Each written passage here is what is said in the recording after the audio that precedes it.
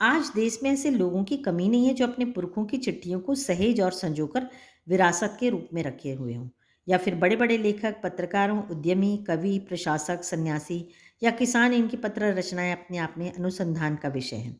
तो ऐसे बहुत से लोग हैं जो अपने पुरखे मतलब अपने दादा या पिताजी या किसी की चिट्ठियों को सहेज कर विरासत मतलब होता है प्रॉपर्टी जैसे अपन को कोई चीज़ देते हैं पहले जैसे आपका कोई प्रॉपर्टी है, खेत है, मकान है, वो आपके दादाजी ने अपने बेटे को फिर उनके बेटे को मिलता है। तो उतना ही महत्व पत्र का रहता है। आपको मैं बता दूँ कि मैंने भी अपनी माँ का पत्र सहेज कर बहुत अच्छे से रखा है और बहुत बड़े-बड़े जो लेखक होते हैं, पत्रकार होते हैं, कवि जो होते हैं, तो इनके भी पत्र जो हैं, वो लोगों के लिए बड़े ही रोचक होते हैं। अगर आज जैसे संचार साधन होते, तो पंडित नेहरू अपनी पुत्री इंदिरा गांधी को फ़ोन करते, पर तब पिता के पत्र पुत्री के नाम नहीं लिखे जाते, जो देश के करोड़ों लोगों को प्रेरणा देते हैं। पत्रों को तो आप सहेज कर रख लेते हैं, पर एसएमएस संदेशों को आप जल्दी ही भूल जाते हैं।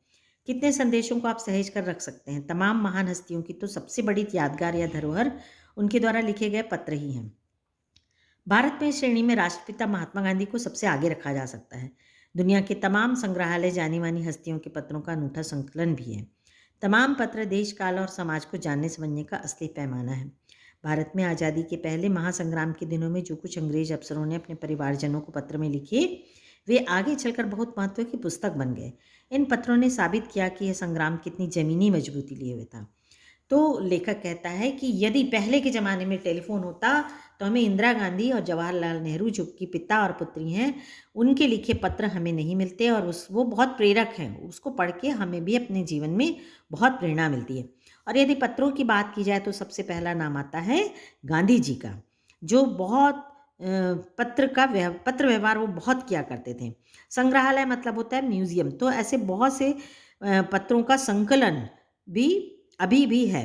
और भारत में आज़ादी के पहले जब भारत देश आज़ाद नहीं हुआ था तो कुछ अंग्रेज अफ़सर अपने परिवारों को पत्र लिखकर भारत के विषय में बताए जो आज संग्रहालय में रखा हुआ है और उसे पढ़कर हमें समझ में आता है कि जो हमारी आज़ादी है वो कितनी मतलब महत्व की है और कितने कहना चाहिए कितना संघर्ष जितना हमने किया उतना संघर्ष अंग्रेज़ों ने भी किया उस आज़ादी को ना देने के लिए। तो ये सब कहाँ से हमें पता लगता है? पत्रों के द्वारा।